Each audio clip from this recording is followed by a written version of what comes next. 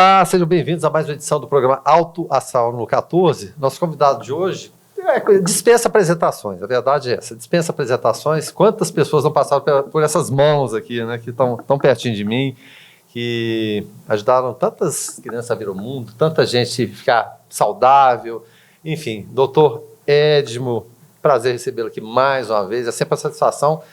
E doutor Edmo, a gente não faz nem entrevista, a gente bate papo, né? E hoje a gente vai tentar levar nessa linha, falar um pouco de saudade. Bem-vindo aqui mais uma vez, doutor Edmo. Alô vocês que nos estão vendo aí, nos ouvindo. Mais uma vez uma alegria poder compartilhar esse local aqui, poder compartilhar também o seu lar, a sua atenção, e simplesmente aqui bater um papo para que a gente possa realmente lembrar de alguma coisa, ou tentar lembrar de alguma coisa, principalmente quando se fala em saudade, que é uma lembrança de algo do passado, e que essa lembrança seja boa, que essa lembrança também traga aqueles que estão nos vendo, que estão nos ouvindo, tá certo? Algum momento de alegria, de boas lembranças. Com certeza. Só para a gente historiar um pouquinho, o Dia da Saudade, ele é celebrado anualmente no dia 30 de janeiro. Portanto, já passou. Mas, é claro, saudade, né, não tem tempo também, né? É uma data comemorativa, é claro, para relembrar, como o doutor Edmo falou, de pessoas queridas que se foram, as que estão por aqui, mas às vezes estão distantes, né, por um distanciamento geográfico, pela rotina do dia a dia, porque hoje parece que a gente tem todas as facilidades de deslocamento, de comunicação, mas está todo mundo distante um do outro. Tem isso também. Enfim, vai ser o assunto de hoje. Só que para falar um pouquinho antes disso, e para falar de saudade, de atualidade, doutor Edmo, quantos anos de profissão, quantos anos de medicina? Eu completei agora 50 anos de medicina. Evidentemente, de prática, um pouquinho mais, que no meu tempo, já no 5º e no 6º ano de medicina, a gente já praticava, uma vez que havia uma quantidade menor de médicos. Nós éramos, então, como estudantes, levados aos locais para ajudar, principalmente naqueles locais mais pronto-socorro, sala de cirurgia, etc. Mas de formado, eu já fiz 50 anos de medicina. 50 anos de medicina. Meu Deus, é uma vida, né, sem dúvida nenhuma. E quando a gente fala das relações de médicos, hoje, e não só de médicos, de várias profissões, a gente estava falando muitas vezes do distanciamento. E a sensação que eu tinha, e muitas pessoas da minha idade, eu sou talvez uma geração anterior ao do senhor, daquela relação quase que pessoal, familiar. O médico era uma pessoa da família, ele estava ali no dia a dia. Nada contra o que acontece hoje, mas sente muito falta isso. Ó, meu médico de confiança é o doutor Edmo, doutor Ernei, doutor Mauriti, doutor Amin, enfim, tantos médicos tem por aí. Sente muito falta hoje dessa pessoalidade? Houve uma mudança muito grande, Verano, em relação à prática da medicina. Nós hoje estamos vivendo uma era tecnológica, que é muito bom, você pode dizer Sim. isso. Nós hoje temos uma facilidade imensa em fazer diagnóstico. Nós hoje dispomos de mecanismos tecnológicos que nos abre uma possibilidade de diagnóstico muito grande. Imagine você que quando eu comecei não havia ultrassom, não havia tomografia computadorizada. Pessoal, como assim? Não havia ressonância magnética. A quantidade de exames de sangue que existiam para fazer algum diagnóstico era muito restrita, ainda mais a nós aqui, na nossa região, apesar dos avanços que sempre tivemos por aqui, mas era restrito. Ou seja, isso fazia com que o médico tivesse quase que uma obrigação de ficar muito mais perto do doente. Então, a consulta médica, ela demorava mais, etc., porque ela tinha que cumprir todos aqueles, que a gente dizia assim, todos aqueles itens do livreto. O livreto era geralmente um livro de semiologia médica, que a gente aprendia na escola, onde ensinava você a examinar o doente. Vinha a história, a gente chama de anamnese, né? Você, então, ficava ouvindo o paciente, aquilo era muito importante, porque ele vai contar uma história, e muitos pacientes, para contar que tem uma dor do lado esquerdo, ele conta a história da vida dele inteira. Imagina. A gente tinha que ouvir. Claro. Depois de ouvir aquilo tudo, etc., a gente dirigia as perguntas, tá certo? Especificamente para tentar chegar aonde a gente queria em relação ao diagnóstico. E aí depois vinha algo fantástico. Como não existia, como eu disse, não existia muitos aparelhos como hoje, ultrassonografia, etc., era necessário um exame físico muito mais apurado. Então, a consulta médica consta realmente da anamnese, principalmente do exame físico. O que é o exame físico? É você tocar o paciente, examinar o paciente, escutar o paciente, auscultar, né? Apalpar o paciente para tentar descobrir a doença. Isso produzia, como você disse, uma aproximação muito grande entre o médico e o seu paciente. E isso também levava a um relacionamento muito melhor. Então o médico fazia parte da pessoa daí para frente, porque afinal de contas era alguém que lhe tocava, alguém que lhe examinava, alguém que estava com ele ali, inclusive de maneira a mulheres, por exemplo, no meu caso, como ginecologista, você tinha que fazer exames completos na mulher, examinar, são exames às vezes invasivos, invasivos, etc. E aquele então criava um vínculo em que a mim principalmente, que tentava fazer da melhor maneira possível, as pacientes ficavam tão dependente de você, que daí para frente qualquer situação doentia mesmo, fora da sua especialidade, sim, ela ligava, doutor Hélio, eu posso fazer isso, estou sentindo aquilo, estou sentindo dor de cabeça, peraí, a minha esterilidade é do umbigo para baixo, eu só trato o umbigo para baixo, não, mas estou dor de cabeça, me ajuda aí, quem que eu procuro, quem que eu não procuro, o que eu faço, o que eu não faço. Então essa intimidade com o doente, esse relacionamento com o doente, disso eu sinto muita saudade, porque afinal de contas hoje é muito fácil você chegar ao consultório e dizer, doutor, que é a queixa principal das mulheres, eu estou com dor no baixo ventre. Antes que ela falar outra palavra, eu já estou solicitando aqui uma ultrassonografia pélvica ou ultrassonografia vaginal, tá certo? Ela vai fazer esse exame e traz, depois nós conversamos. Sim. Então o relacionamento ficou meio distante. Ela chega com o exame, eu olho, seu exame está normal, mas a dor continua. Vou pedir aqui uma tomografia, uma ressonância, vou pedir um exame de sangue especial. Então ficou muito técnica a coisa e perdeu-se um pouco daquilo que eu achava e acho fantástico, que é o relacionamento médico-paciente. E durante esse tempo todo, laços de amizade se constituíram entre o senhor e famílias que o senhor cuidou? Como que, passado tanto tempo, eu imagino que crianças cresceram, mulheres ficaram grávidas, passaram pelo senhor, se mantém esses laços? Encontra na rua o doutor Edmo? Isso é muito bom, isso é gratificante? É muito gratificante, porque realmente às vezes eu estou em algum lugar e aproxima-se uma pessoa já assim, um 40, 30, tá certo? E me abraça e diz, doutor Edmo, eu nasci com o senhor, tá certo? O senhor que tocou em mim pela primeira vez, etc. Minha mãe tem boas lembranças do senhor. Eu me lembro que há pouco tempo atrás, já há um tempo atrás, uns 20 anos atrás ou mais, eu estava em São Paulo, no aeroporto, e uma senhora aproximou-se de mim, me abraçou, como emocionado, e disse, doutor, tu não lembra de mim. Mas como eu tenho memória boa, isso não é inteligência não, viu, Verano? Isso é só memória boa. Eu olhei para ela e disse, me lembro. Ela falou, então fala. Eu disse, olha, é que você deu... Ela era mulher de um capitão aqui da base aérea, na década de 70. Naquele tempo, o Hospital Evangélico atendia a base aérea, que eles não tinham hospitais ainda. Quando a base estava chegando. Estava chegando. Né? Nós tínhamos um convênio aí. E ela veio muito apavorada, porque ela veio do Rio de Janeiro, da sua família, e veio cair aqui em Anápolis, cidade interior, que tiveram dificuldade, inclusive, de achar lugar para morar, porque não tinha as vilas dos oficiais. Sim, compreensível, né? Compreensível. Então, a angústia dela era muito grande por estar gestante. Eu a recebi no consultório, e a acalmei, etc., porque o marido disse da dificuldade de levá-la para dar a luz do Rio de Janeiro e trazer para cá. Muito bem, então... Ela deu. E foi muito interessante que durante o trabalho de parto dela, que foi à tarde, na hora assim, que era o mês de janeiro, que nós estávamos na sala de parto, tá certo? A luz apagou. Estava tendo uma tempestade, daqueles tempestades de verão que acontece por aqui, com muito vento, muito barulho, muito trovão, muito relâmpago. A luz apagou, tá certo? E eu não sei porque a luz do motor não entrou. Então a moça foi ligar a segunda alternativa, que eram as luzes artificiais de bateria que a gente tinha. E naquela correria para ligar, a cozinha estava quase nascendo, ela derrubou a luz, fez um barulho ensurdecedor e ela ficou assustada. Mas logo a luz voltou e o parto aconteceu. Então eu lembrei desse fato para ela. E ela encheu os olhos d'água e falou, como é que você lembra? Eu disse para ela, foi tranquilo aquilo. Aí ela parou um pouquinho e falou, olha lá o produto. Aí tinha um rapaz lá, os seus há 30 anos praticamente, né, 20 e tantos, 30 anos, bem vestido, etc.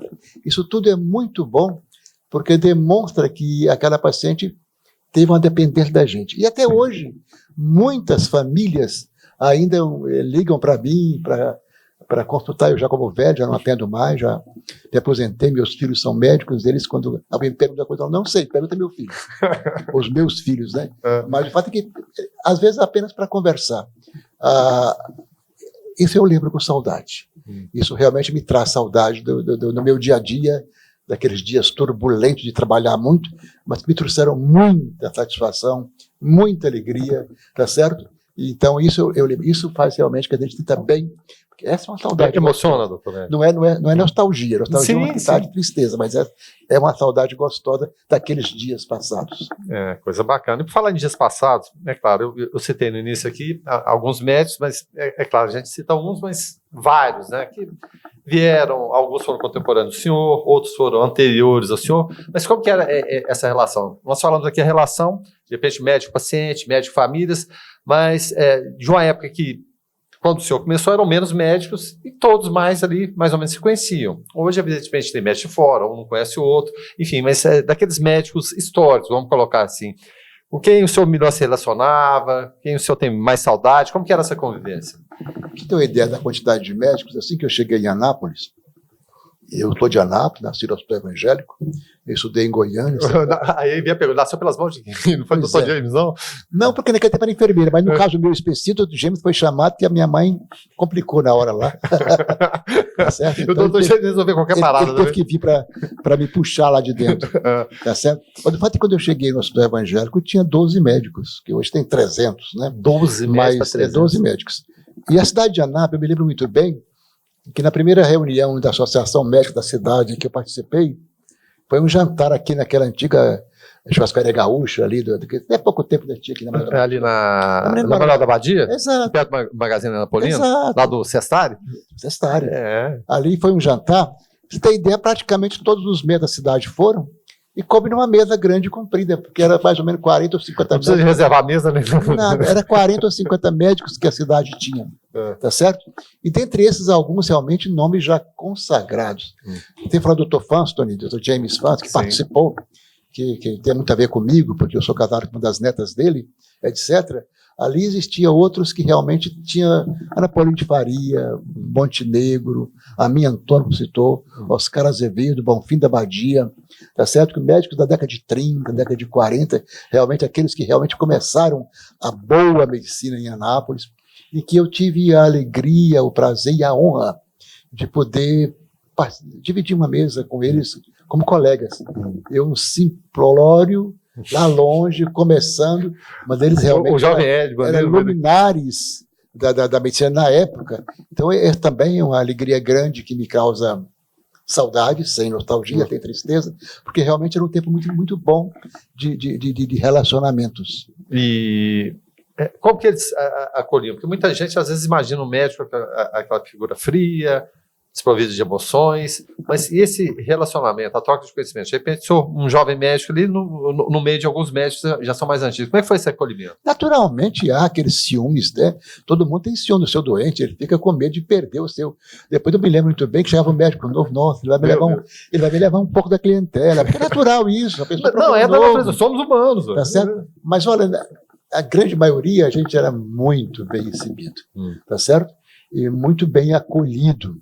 E muito bem sustentado. Se havia alguns entreveiros, naturalmente eram pequenos em relação à parte boa. Eu me lembro às vezes que já teve um caso, uma vez eu lembro que teve um acidente aqui em Anápolis, em 1970 e pouco, por aí, um acidente grave, com um ônibus, uma coisa qualquer, que tinha dezenas de pacientes graves no hospital, no pronto-socorro evangélico, era o único pronto-socorro que tinha aqui na redondeza toda, né? Nem em Goiânia tinha pronto-socorro, não tinha Hugo, tinha o HC, mas era um pronto-socorro de escola. Eu me lembro que chegou aquela quantidade imensa de pacientes, etc., alguns graves, precisando de cirurgias, etc., outros, tá certo, precisando apenas de cuidados imediatos ali.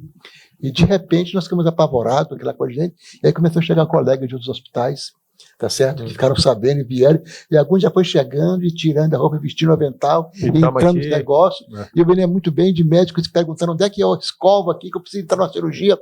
Tem um abdômen ali, a pessoa realmente tem um trauma de abdômen, precisamos abrir ele, que está em hemorragia interna, e pessoas que não... Isso de maneira espontânea mesmo. Espontânea, sem preocupar quem ia pagar. Aliás, tá certo? Foi um seguro que pagou para o hospital e aqueles médicos nunca preocuparam em falar, e meus honorários? Não, porque foi um momento assim. Então, isso é para lembrar que realmente, tá certo? Se houve algumas entreveiros, se houve alguma coisa, muito mais, ou melhor, houve uma solidariedade muito grande entre os colegas, principalmente década de 70.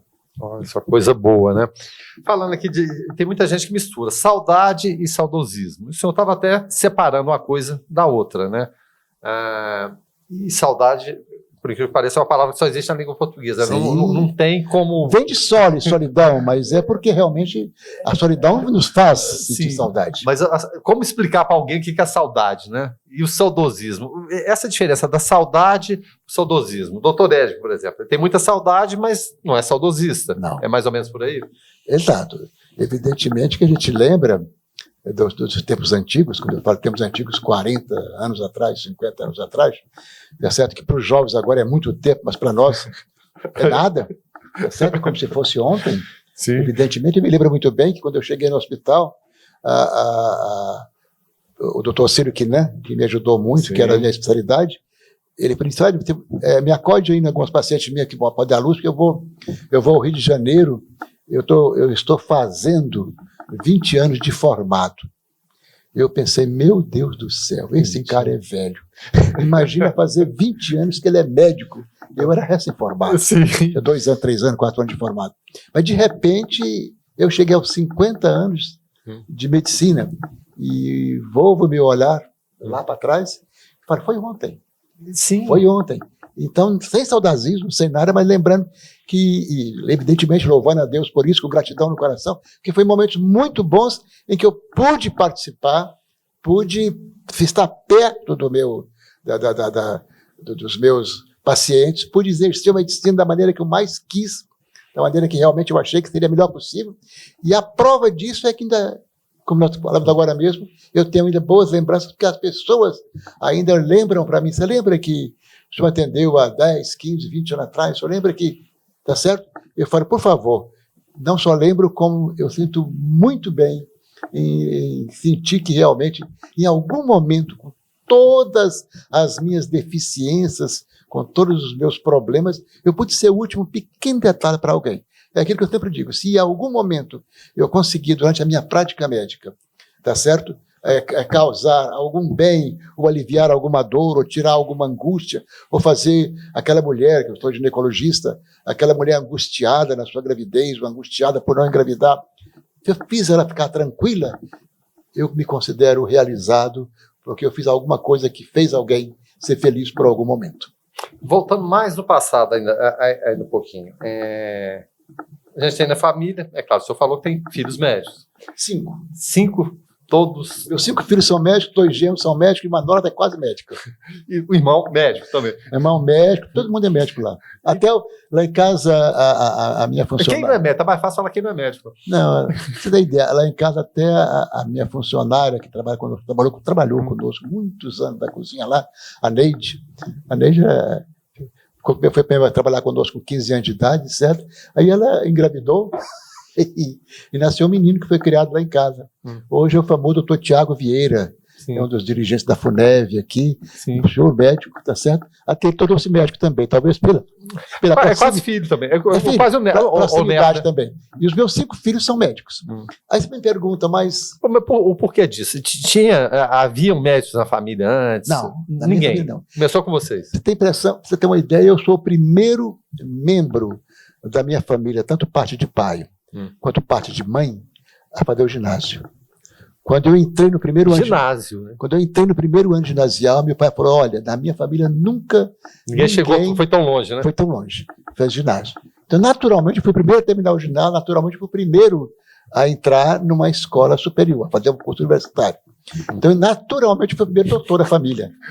Eu me lembro que os primos meus que moram no Horizonte, quando eu fui lá, eu já era médico há algum tempo, eles chamaram os parentes tudo e falaram, olha, ele é o primeiro doutor da família, parte do meu pai lá. Esse é o número 1.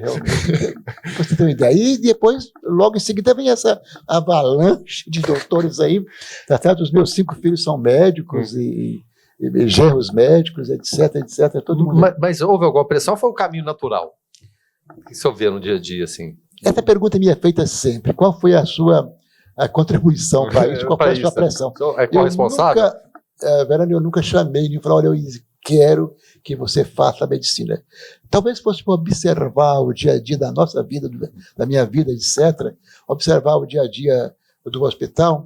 A minha filha mais velha, logo, com 16 anos, ela estava terminando o 2º grau, ela, pai, eu vou fazer medicina. Eu falei, pai, é muito pesado para a menina. E ela falou, não, eu vou fazer. E ela passou em vestibular logo e fez o curso. E, naturalmente, veio o segundo, Stanley, o doutor Stanley, que está aí no Hospital Evangélico, entrou também na escola, lá em Ribeirão Preto, e as duas meninas, tá certo, que foram com ele lá para fazer negócio, passaram também no vestibular, 4. Vamos aproveitar, já estamos aqui Estamos mesmo. aqui mesmo, Ribeirão Preto. Aí, por último, o Erneizinho, que é hoje o meu substituto, que ele é ginecologista, opera 10 vezes melhores do que eu, mais rápido do que eu para operar, e está com toda a minha clientela. E o orgulho, como é que... Claro. Aí, realmente, aí ele, naturalmente, eu acho que ele sentiu-se obrigado. Aí um dia ele chegou e falou, pai, eu fiz vestibular em Brasília e passei, eu vou estudar lá. Ótimo. E sem eu dizer nada, tá certo? Ele chegou aqui e resolveu ser clínico. E foi trabalhar em terapia intensiva, etc., em alguns lugares, ainda indeciso. Até que um dia ele falou assim, você sabia que eu sou residente de ginecologia e obstetrícia, vou fazer residência de 3 anos. Tá. Fez, terminou, tem a sua clientela, graças a Deus. Então, você imagina só como o pai aqui, velho, fica orgulhoso disso, de saber que eles estão no caminho. Não é porque eles são médicos, é porque, primeiro, eles são cristãos, Sim. que é mais importante. E, segundo, é porque realmente eles exercem a profissão de maneira muito clara, muito pura, não tem nenhum problema, tem nada. Sem aquela coisa do sacrifício, meu Deus, tem que ir para o meu emprego agora, meu Deus do céu, o que eu vou fazer? Tranquilo, né? Sossegado. Tá certo? A grande vantagem de ser médico é que sempre há trabalho. Você nunca fica desempregado. E ainda mais hoje em dia, porque a gente falava que, claro, existe todo aquele glamour da questão da medicina. Alguns pais que não tinham condição, meu Deus, vou fazer um filho médico, seria um orgulho para a família, ótimo que seja, maravilhoso, mas o dia a dia, muitos médicos mais jovens que eu entrevisto, eles falam, se houve algum glamour no passado, se tinha, se isso é mito ou não, hoje em dia ele está deixado de lado, porque é trabalho duro o tempo todo. Meus filhos me criticam muito por isso. Eles falam, pai, você está querendo que a gente exerça uma medicina que não existe mais, no seu tempo. E nós recordamos aqui no começo do programa exatamente isso. Aquele relacionamento mais profundo, aquele relacionamento mais perto do doente. E eles dizem, pai, não tem como. Porque realmente hoje a própria vida faz com, e os diagnósticos também fazem com que a coisa seja muito mais rápida. Acabou que o glamour é um dia a dia corrido. Eu saio de um emprego, né? Mas lá na Jaiara tem que sair correndo, porque eu tenho os pacientes me esperando aqui. Não é como no meu tempo que eu sentei numa cadeira no Hospital Evangélico, no meu consultório, assim que terminei, que eu cheguei do Rio de Janeiro, onde eu fiz o meu curso de ginecologia, eu cheguei, sentei, tá certo? E levantei dela 50 anos depois, agora, na pandemia, no mesmo local, no mesmo consultório, na mesma cadeira, na mesma mesa, quer dizer, não com a mesa, mas a cadeira era a mesma, tá certo? No mesmo local, com toda a tranquilidade possível, do amparo do hospital. Hoje acabou, porque realmente, inclusive, as coisas mudaram em relação a isso, em termos de o que é hospital, o que não é hospital, etc. Mas, com tudo isso, eu me sinto tranquilo, sossegado, porque eles prestam um serviço bom à sociedade, como médicos, e porque realmente eles também fazem uma medicina mais pura, mais simples e que trazem ajuda às pessoas. Para a gente relacionar um pouquinho a saudade com as sensações que a pessoa tem no dia a dia. A saudade ela pode trazer desconforto para a pessoa, algum desconforto físico, pode se tornar, em última instância, uma doença. O banzo, que, por exemplo, escravos africanos que eram negociados sentiam aqui no Brasil. Isso é só para citar fatos históricos de efeitos que a saudade pode trazer. Ela pode alterar o organismo. Você disse também. muito bem que saudade é uma palavra que só existe em português. Em inglês, por exemplo, é homesick, doença da casa, uma doença por causa do seu lar. Ou seja, usando a palavra saudade, é a saudade do lar. Agora, a saudade é para trazer momentos alegres. Embora tem gente que não gosta de sentir saudades, que ele acha que sofre. Aí não é saudade, é nostalgia. A nostalgia é a lembrança de fatos passados que nos faz sofrer. Saudade, teoricamente, é lembranças boas, tá certo? Mas eu tenho saudade do meu pai. Eu sinto uma saudade muito grande do meu pai, minha mãe, que já morreram há mais de 30 anos, tá certo? Mas é uma saudade boa, porque eu sempre digo isso, no começo, às vezes, quando você perde um ente querido, você sofre muito, mas depois as lembranças vão ficando boas. Você até ri daquela situação, né? É exatamente o que acontece. A gente passa, se meu pai tivesse aqui, ele ia fazer assim, a gente ria, até que ele faria. Ou qual seria a reação de... Eu sempre brigo com minha mulher, qual seria a reação de minha mãe em relação aos seus netos, aos seus bisnetos hoje, que são muitos, né? Ela teria 20 e tantos bisnetos Ou hoje. lidar com isso aqui, com essa tecnologia, né? Tudo. Certamente não saberiam como lidar, tá certo? Mas tudo isso é saudade, ou seja, é bom, a gente se alegre, sente bem, e principalmente nesses momentos a gente tem que ser grato a Deus, porque a gente está vivenciando isso.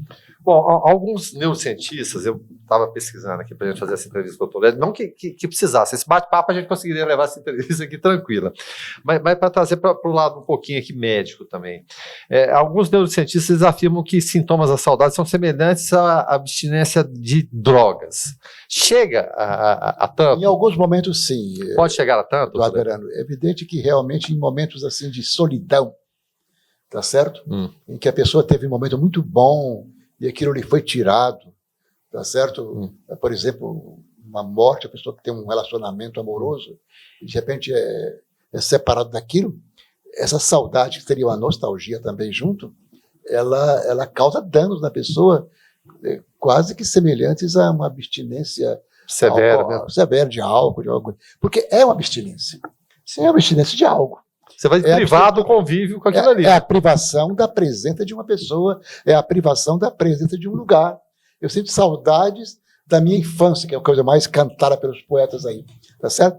Saudade por quê? Porque no meu local que eu morava, da minha casa antiga, das brincadeiras, é saudade. E aquilo às vezes vem tão forte que você sente quase que uma dependência daquilo e um acima de abstinência pelo desejo de voltar. Daí esses momentos de recordação que as pessoas querem voltar ao passado, querem ir lá onde elas foram criadas, querem vivenciar aquilo e gostam muito de ver situações parecidas com aquelas que elas viveram em filmes, etc, etc. Então, é evidente que às vezes parece realmente uma síndrome de abstinência. Eu vou dar até um relato pessoal, porque eu mudei agora da casa que era dos meus avós. Desde sempre que eu me entendo por gente, assim, breves períodos eu morei em lugares diferentes, mas a maior parte da minha vida, dos 56 anos, eu passei por ali, pelo menos uns 40 anos. Aí chegou o momento de virar essa página, vamos dizer assim, mudar, né, da casa que eu fui praticamente criado. Eu pensei, meu Deus do céu, como que eu vou fazer? Como que eu vou conseguir sobreviver em outro lugar que não esse, né? Tudo é familiar, cada metro quadrado, cada canto, cada lugar que eu chegava, tinha lembrança do meu avô sentado naquela cadeira. Meu avô tinha uma mania, só para citar exemplo, ele era mineiro, ele gostava de tomar o leite, no leite ele colocava goiabada junto, misturava, ficava aquela coisa vermelha, comia aquilo ali com queijo. E eu me lembro, assim, perfeitamente daquele cantinho dele, da minha avó mascando fumo, enfim. Eu pensei, eu não vou dar conta de virar essa página. Mas eu, assim, por incrível que pareça, e é claro, eu com a minha família agora, eu acho que eu precisava de outro lugar, para virar aquela página, respeitar aquilo ali, aquela história toda, mas ir para outro lugar. E eu achei que eu ia sentir mais, doutor Ed, mas não, eu estou até lidando bem. Eu tenho boas lembranças de lá, de vez em quando eu fecho o olho, assim, eu não lembro de cada detalhe, mas estou vivendo bem. O virar a página também é importante? Muito importante, porque senão você fica preso ao passado. E eu sentia mais ou menos isso. Isso acontece com muita gente, que ele para de viver agora. É grave isso, inclusive, precisa às vezes tratamento realmente, porque ele para de viver o presente, porque ele parou no passado e ele fixou lá. Ele não quer vir para o presente, ele não quer a realidade atual. Ele quer que a realidade que era boa, por exemplo, como você diz, nada melhor do que casa de avós. Nossa, existe coisa mais fantástica que casa de avó, do que colo de avô e de avó. Então a pessoa quer. Isso não pode, isso aí já é uma nostalgia, já é uma coisa ruim. Agora, como você disse, como você realmente virou a página, tudo bem, de vez em quando você passa na porta lá e lembra, mas é uma lembrança boa, gostosa, etc. Tá certo? E de momentos que você viveu um período importante da sua vida, que é a sua infância, o seu crescimento, o seu dia a dia. Tá certo? Saudade boa. Nossa, eu fico até emocionado só de lembrar aqui, mas é a tua história. Saudade sem tristeza, não, né? Saudade tem que ser com alegria, né? Com alegria. Com tristeza é nostalgia, aí é ruim.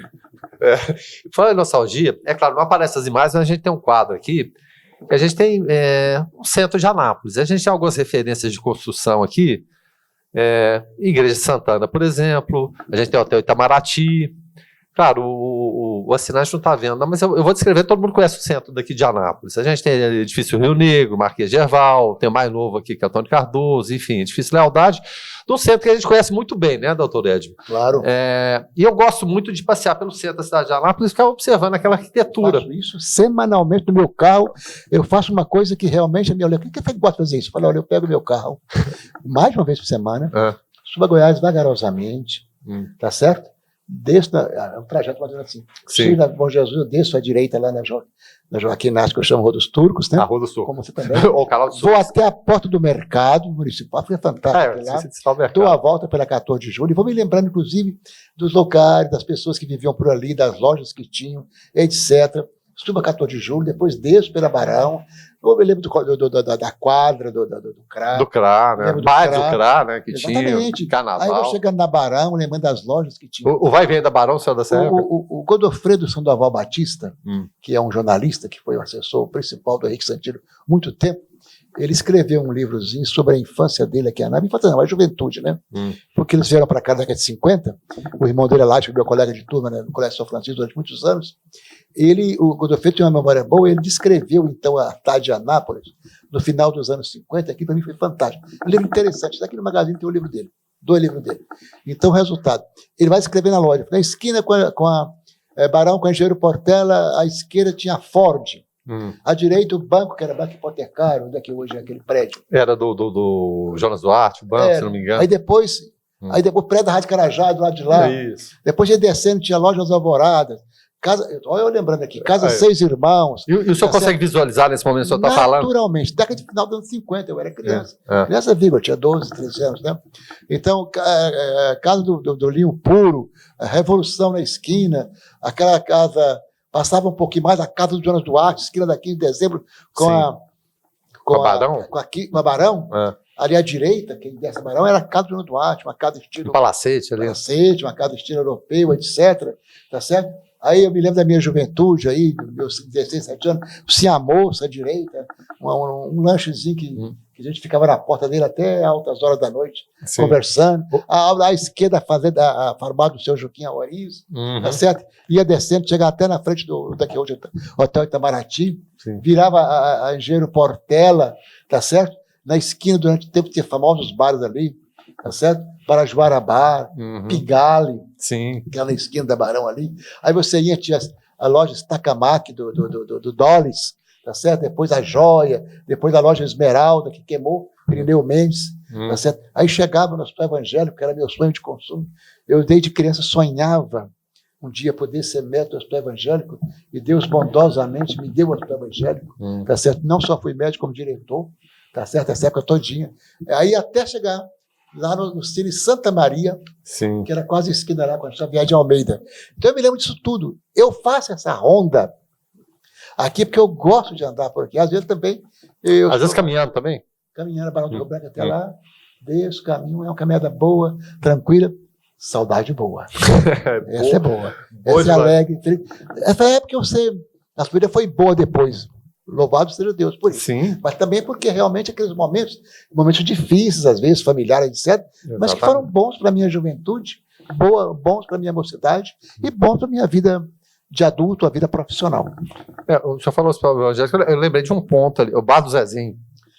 Quem não comeu bife acebolado com arroz e ovo do Bar do Zezinho não viveu a aventura dos boêmios de Anápolis da década de 50 e 60. O Bar do Zezinho tradicional, tinha o Bar do Birota também, né? Na esquina, no Maracanã. Quase em frente ao antigo Cine ali Santa Maria. Tinha o Cine Santana, Cine Rocks, Vera Cruz. Cine Santana, Cine Vera Cruz, que eram os principais, famosos. Santa Maria depois ficou sendo o grande. E tinha o Cine Bom Jesus, que era reto, assim, não era o Zé próprio, que o padre Talhou e criou ali. E a gente gostava de que passava filmes bons, que os filmes brasileiros bem, Água com Açúcar. Aqui era Praça Bom Jesus. Cine Bom Jesus, por incrível que pareça, ainda existia durante algum tempo. Olha só. Não, é fantástico a gente relembrar isso. E por outro lado também a gente... Saudade. Sim, saudade.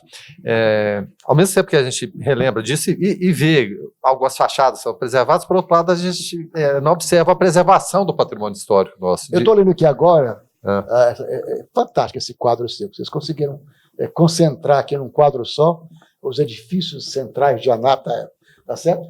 Porque Anápolis surgiu ali, onde está a Igreja Santana, né? Eu me lembro muito bem que o edifício Rio Negro, que está aqui em frente a nós, ali na esquina, eu me lembro muito bem que em 65, final de 65, faltava um ano para me nascer, doutor. Eu estava aqui na porta do Cine Vera Cruz com um grupo de amigos, nós estávamos nos despedindo porque eu ia para Goiânia fazer o terceiro científico no colégio universitário, e alguns desses colegas iam para outro lugar, alguns iam para o Rio de Janeiro, outros iam para outros lugares tentar vestibular, tá certo?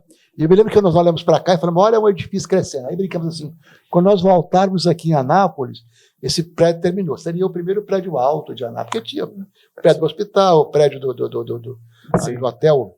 Se não me engano, tem 18 andares. E esse era realmente o prédio mais alto da cidade na época. Logo em seguida veio o Lealdade, veio o próprio Marquês de Herval, né, que é vizinho. Herval, etc. E virou essa loucura que é hoje Jundiaí lá em cima. Porque a gente olha para o Jundiaí hoje, prédio. A gente vê uma faixa. Minha janela da minha casa, eu conto lá que da minha casa, que eu moro há 35 anos ali na Barão, eu olhava para o Jundiaí, não tinha nenhum prédio. Nada. Hoje eu olho, é completamente cheio de prédio. Isso é muito bom. Mas aqui também, essa fachada, dá para a gente ver algumas coisas interessantes. A igreja Santana, que eu passo várias vezes na porta todos os dias, que eu moro ali perto, tá certo? Mas olha, esquinas assim importantes, etc. Essa casa, acho que é uma casa, essa de baixo, próximo, essa amarela aqui, se não me engano, eu acho que ela é do doutor Eliasana hoje, acho que funciona a clínica para ele, eu acho que é uma casa histórica. Qual casa que é? Eu estou tentando lembrar. É na rua de baixo. Sim. Aquela casa quase esquina com a Goiás. Aquela casa lá foi construída pelo doutor Benedito de Abreu. Ela é um estilo assim. Pai do Virgílio Abreu. Eu lembro muito bem que uma vez nós fomos lá como Rotter, eu tive a alegria de ser colega dele de Rotter, companheiro de Rotter. Ela é do lado, só para situar, do lado do antigo Hospital Nossa Senhora Aparecida. Ele nos levou lá e ele contou a dificuldade de construção daquela casa, porque ele falou que todo o interior dele, todas as decorações, era de gesso. E aquilo trazido de São Paulo, de trem de ferro, tinha que vir aquele negócio todo. Imagina o desafio que era isso. Maravilhosa aquela casa ali. De Abreu. Aquela casa pertence hoje ao Elias Hanna ou outra pessoa qualquer, e ainda funciona hoje um plano de saúde, o Rap Vida. Pois é assim, fantástico a gente pegar e lembrar disso tudo. Voltando para a questão do dia a dia, da saudade. Vamos falar aqui, irritação, por exemplo, dificuldade para dormir. O estresse nosso dia a dia que todo mundo passa, né? E mal-estar generalizado, eles podem ter a ver com saudade também? Claro, evidentemente que às vezes o estresse, essa coisa que passa, tem a ver, porque de repente você pode também lembrar, não sei se o tempo seria saudade, lembrar de alguma coisa, ou algum fato agora nos leva ao passado, tá certo? De momentos difíceis, tá certo? Aí você sente aquela coisa, eu passei por isso, uma perda, por exemplo, tá certo? Mesmo depois de tanto tempo, aquilo pode afetar a pessoa? Afeta em muito, tá certo? Afeta em muito. Porque, por exemplo, eu lembro às vezes assim de questões que me causou dor naquela época e de repente um pequeno fato agora me leva àquele momento antigo lá e a dor volta. É ruim isso, a dor volta. Eu diria que não é saudade, é nostalgia, é angústia, é medo, etc. Mas volta um pouquinho. Graças a Deus também logo passa, mas o fato é que realmente a gente sofre às vezes com isso. Bom, a gente vive num mundo hoje que está todo mundo tão distante. Nossa, meu Deus, fala com um amigo meu lá na Austrália, com outros Estados Unidos, só que próximo aqui. Mas, na verdade, as relações que eram tão próximas como a gente citou, parece que hoje distanciaram. A gente tem amigos que são virtuais, tem amigos que provavelmente a gente vai, de repente, manter um contato, mas nunca mais vai encontrar pessoalmente na vida. Qual o papel dessa tecnologia? Que ela é tão importante, como a gente frisou aqui na área da medicina, salvando vidas, é uma coisa fantástica. A tecnologia é algo fantástico, ela trouxe realmente benefícios assim assustadores, a vida tornou-se muito mais fácil, imagina só, que eu ia poder pensar ou imaginar que eu teria um troço desse tamanhozinho aqui, que mudaria substancialmente. Olha, eu tenho um mundo aqui, cara, internet, eu sei o que está acontecendo no mundo, eu posso ver local. Tempo real. A minha filha mora nos Estados Unidos, uma das minhas filhas mora nos Estados Unidos. Volta e meia toca aqui, é minha neta que tem 7 anos. Oi, vovô, olha eu aqui na neve, que está nevando agora. Então, isso é fantástico. Fantástico. Mas, por outro lado, tirou um pouco o glamour do relacionamento pessoal, que isso é fantástico. Cartas. Cartas. O senhor recebeu muitas cartas? Demais, eu namorei com minha mulher, mora no Rio de Janeiro, ele aqui, 3 cartas por semana, pra cá, pra lá, tá certo? Isso era muito bom. Por quê? Porque até o telefonema daquele tempo... Também era restrito, né? Era muito ruim. Eu ligava às vezes para dizer o seguinte, vou chegar tal dia, mas você tinha que gritar, de Goiânia para cá, por exemplo. Quando eu mudei para Goiânia, para me ligar aqui em casa, falar que eu não vinha fim de semana, como o telefone não era DDD ainda, né? Antes do DDD era fio, tinha um chiado tão grande, uma estática tão grande, você gritava, eu vou final de semana. Ah, bom, mas desligava logo. Hoje em dia, tá certo? Você fala olhando para a pessoa, voz perfeita. Outra coisa que realmente melhorou. Mas, por outro lado, também hoje o jovem pega esse telefone e a pessoa está em frente a ele, ele manda um recado aqui no WhatsApp pela pessoa em frente. Ao invés de conversar. Mesa de bar, por exemplo, é clássico, né? Bate-papo. Tá todo mundo ali. Então você anda na rua trombando com as coisas porque ele está olhando aqui. Às vezes até atropelado, né? E perde realmente aquilo que é mais fantástico, que é os olhos nos olhos, tá certo? E sentir a pessoa. Aqui você não sente a presença. O bom era sentir a presença da pessoa, pede você tocar. Sim. Vamos tocar na pessoa. A gente tem telemedicina hoje. Não, namoro até, inclusive, hoje por WhatsApp, falei que graça tem. Vamos casar pelo WhatsApp. Aí fala, não, tem sexo online.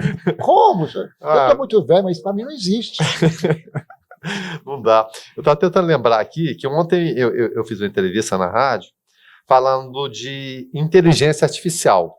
Porque a gente está indo além. E você tem programas hoje que eles pensam para você. Eles fazem, eu quero que você faça uma letra de música tal, vai fazer. Eu quero a receita de... E sai tudo pronto. A questão da autoria da pessoa. O doutor é um médico, ele tem um trabalho autoral do dia a dia dele. Eu, como jornalista, também, da mesma forma. Está se correndo o risco de a gente perder essa autenticidade e deixar para a máquina fazer tudo? Porque o programa ele é assustador, o doutor Edson. Não sei se o senhor teve acesso. Risco, ele cria qualquer coisa. Não está correndo risco, não. Está acontecendo. Está acontecendo, né? Inteligência artificial. Meus filhos, nessa lá, me deram um tal de Alexa. Eu tenho uma Alexa lá também. Qualquer coisa, qualquer palavra. Então, eu desliguei e falei, isso aqui não é coisa de homem, não. Isso aqui é coisa de qualquer coisa de... Por quê? O que você pergunta, Alexa, tudo bem? Alexa, vai chover de acordo com o serviço de meteorologia, pode haver. Eu falei, tudo, receita de bolo. Receita de bolo. Tudo que você quer, ela responde para você, a hora, tudo isso. Então, isso tudo parece fantástico, e é fantástico. E é fantástico. É uma tecnologia maravilhosa. A inteligência artificial é algo assim inacreditável, mas tirou muito. E aí eu tenho saudade daquele relacionamento olho no olho, tá certo? De você bater nas costas da pessoa, de você conversar ao vivo. A troca de gosto mesmo. De você participar das rodinhas. Gente, não tinha nada melhor do que eu, quando jovem, nós sentávamos aqui na Barão do Rio Branco, tinha os horários próprios para você sentar aí. Você sentava antes de começar o cinema, quando você ia no cinema, para ver as meninas virem para ir para o cinema. Sim. E ficava esperando ardosamente às 9h30 por aí, quando terminava a primeira sessão do Vera e das meninas, porque ela descia o Barão e subia umas 2 vezes assim. E aí, ali, era um acordo não escrito, mas que funcionava. Funcionava, vai e vem da Barão. Vai vem. Era famoso. Ali começou muitos namoros, ali tem muitos casamentos que começaram ali. Então, tudo isso é porque não tinha essa tecnologia. Se fosse hoje, você corria para casa, mandando recado aqui, etc. e tal, e perdendo essa oportunidade. Isso eu tenho saudade, boa saudade, e isso eu acho que as pessoas não estão vivendo hoje. Tá certo? Uma pé da outra, aquele papo agradável, de conversar, de contar anedotas, de ficar perto, de rir, tá certo? Junto um do outro. Eu estava olhando o nome aqui, porque a minha memória tem hora que falha. Né? O Darlan, com certeza, já deve fazer uso. O chat GPT, já está fazendo uso dele, Darlan? Pelo fato dele criar tudo que é possível ali, como que vai ficar essa questão autoral, afinal de contas? Os jovens vão desistir, porque tem alguém que faça tudo para eles. Né? Precisa fazer, por exemplo, um TCC, precisa de organizar alguma coisa? Faz aí para mim, o tema é esse aqui, e faz, e não dá nem o doutor. O grande risco que nós estamos correndo hoje, e eu tenho dito isso, inclusive preocupado com meus netos, eu tenho 12 netos. Pois é, ué. Tenho 12 netos. Vai conversa com eles a respeito disso? É por isso, é porque realmente eles já estão tão acostumados com isso, que não precisa mais aquela pesquisa o pensar mesmo, né? Da enciclopédia, para depois pensar, para depois criar, para depois fazer. Não, eu vou, peraí, você quer o quê? Eu quero isso. Não, peraí. Vou resolver. Eles resolvem na hora. Eles pegam, aliás, eles manipulam muito Qualquer melhor. dúvida, se eu tiver, para perguntar para eles que eles resolvem. Manipula muito melhor. A mim, primeiro, que sou leigo e analfabeto em tecnologia. E nem quer se especializar também, não, né? Por favor, não me tragam isso. Então, resultado. Eles pegam, se eu quer saber o que o senhor quer, está tudo aqui. Ou seja, está tudo pronto. Tudo para eles é receita de bolo. E isso é perigoso? Muito. porque tirou da espécie humana essa capacidade criativa, essa capacidade de criar, tá certo? De fazer coisas novas pelo seu próprio pensamento, tá certo? Então eu temo que daqui a uns dias, por exemplo, quem que é poeta? Não precisa disso, não. Você fala para o computador que faz uma poesia. Qual que é o tema? Não, e faz. Ele faz muito bem feita, Sim. tá certo? Bonita. Muito melhor do que eu faria, eles dizem, né? Muito melhor do que eu faria. Então isso é ruim, porque cria, inclusive, uma indolência mental, uma indolência de criação em que a pessoa não tem. E gera também uma situação difícil. A pessoa lê menos, porque para que ler? Se está tudo pronto aqui, se eu quero saber... Você quer saber o que você falou aí? Olha o Google aqui. Eu ponho no Google, ele me responde para mim assim, uma porção de coisas na hora. E o doutor Google, então, o perigo que é? Pois exatamente. Doutor Google, receitas e tudo mais. Alguns médicos estão revoltados com isso. Doutor, vem cá consultar, mas eu já sei o que eu tenho, e já sei quais exames você vai pedir. Já chega prontinho, tá né? Certo? Aí eu lembro que o doutor falou, tá bom, então agora, já que você consultou o doutor Google, agora consulta o doutor WhatsApp e vê qual é a resposta. Tá certo? Ou o doutor qualquer, porque realmente... Então, voltando agora no começo, nosso lado. Aquela medicina que eu pratiquei, que tenho saudade, que eu olhava nos olhos das minhas pacientes, que eu as examinava com todo o cuidado possível para fazer um diagnóstico mais preciso possível. Tudo aquilo está sendo abandonado em nome da tecnologia. Mas a tecnologia faz diagnóstico? Faz. E talvez melhor do que eu faria. Tá certo? Mas se perdeu esse relacionamento. E esse relacionamento não se deveria nunca ter perdido, porque ele é fundamental, tá certo? Para que haja entre o médico e o seu paciente algo mais do que simplesmente você ir lá, fazer uma queixa e ter uma resposta.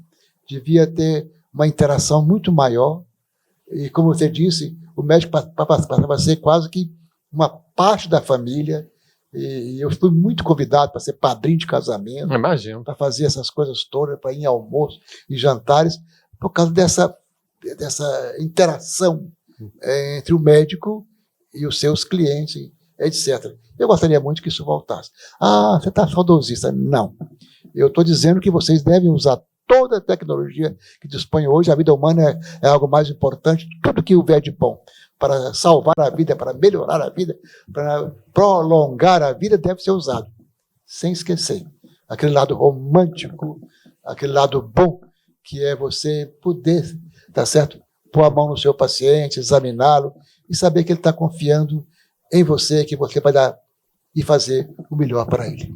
Para finalizar, então, doutor Edmo, saudade não tem idade?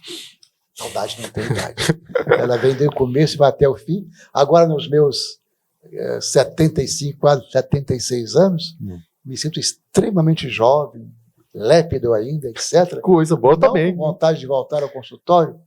Você não tem saudade, muita saudade ao consultório, mas eu me sinto que existem já pessoas melhores do que eu, que possam... Eu só pediria a eles que fossem um pouco mais médicos e menos tecnólogos da medicina, porque hoje em dia se forma técnicos médicos. Ele sabe tudo de tecnologia, sabe tudo de diagnóstico, sabe tudo de exames, sabe tudo de imagens, tá certo? Mas às vezes falta um pouco daquilo que era primordial. Olho no olho ali. Olho no olho, relacionamento médico-paciente. Então, Eduardo, realmente do seu saudosista, não, mas saudade eu sinto. Doutor Edmo, um prazer imenso, né, ter esse bate-papo com o senhor aqui. A gente abandonou a pauta aqui, foi no bate-papo, acho que é muito disso, né, de conversar, olho no olho, de relembrar coisas da sua época, coisas da minha época, né, com certeza isso é tudo muito bom, eu fico muito agradecido, cada momento que eu conheço o senhor é um momento de sabedoria também, eu aprendo mais um pouquinho. Alegria nossa, e eu espero que logo, logo eu sinta saudade disso aqui. E para que eu não sinta saudade, você me traga de volta. Eu já bem velhinho, às vezes aqui, gaguejando. Mas o fato é que realmente é muito bom a gente tentar conversar, tá certo? E trazer a lembrança. Fatos realmente que nos fazem bem, que nós vivemos e vivenciamos. São tempos idos e vividos, mas que sempre trazem a alegria, um palpitar melhor do coração, tá certo? Momentos assim que fazem com que a gente realmente sentir que foi útil de alguma maneira e também olhar para o passado e se arrepender das coisas erradas, e foram muitas que nós praticamos, e que isso sirva de melhora, não para mim que já está passado do tempo, mas para as pessoas que estão vindo depois de mim, tá certo? Para que realmente médico e seu paciente se relacionem melhor, as pessoas entre si se relacionem melhor, que a tecnologia fantástica aproxime as pessoas, não do ponto de vista técnico, mas do ponto de vista humano, cada vez mais, e que nós possamos vivenciar isso tudo, tá certo? Mas perto um do outro, como você disse, olho no olho, tá certo? Para que depois a saudade seja gostosa, alegre, feliz e traga gratidão no coração. Muito obrigado pela oportunidade, sempre à disposição. Eu sei que na minha simplicidade eu trago poucas coisas boas para as pessoas, mas estamos sempre aí procurando, tá certo, responder aquilo que dentro da nossa pouco conhecimento seja possível responder. Muito obrigado pela oportunidade e olá a todos. Eu que agradeço também, e eu gostaria de dedicar esse programa, ele é gravado, né? A gente está gravando esse programa no dia 2 de fevereiro de 2023, à memória da Glória Maria, jornalista que faleceu hoje. Acho que quem não conhece o Brasil, a Glória Maria, que venceu num meio que é complicado, meio machista, ela sendo preta e mulher. Imagina o que é isso, né? De ter começado 50 anos atrás. A gente está falando de saudade, acho que todo mundo tem uma matéria, alguma memória do que a Glória Maria veio e fez.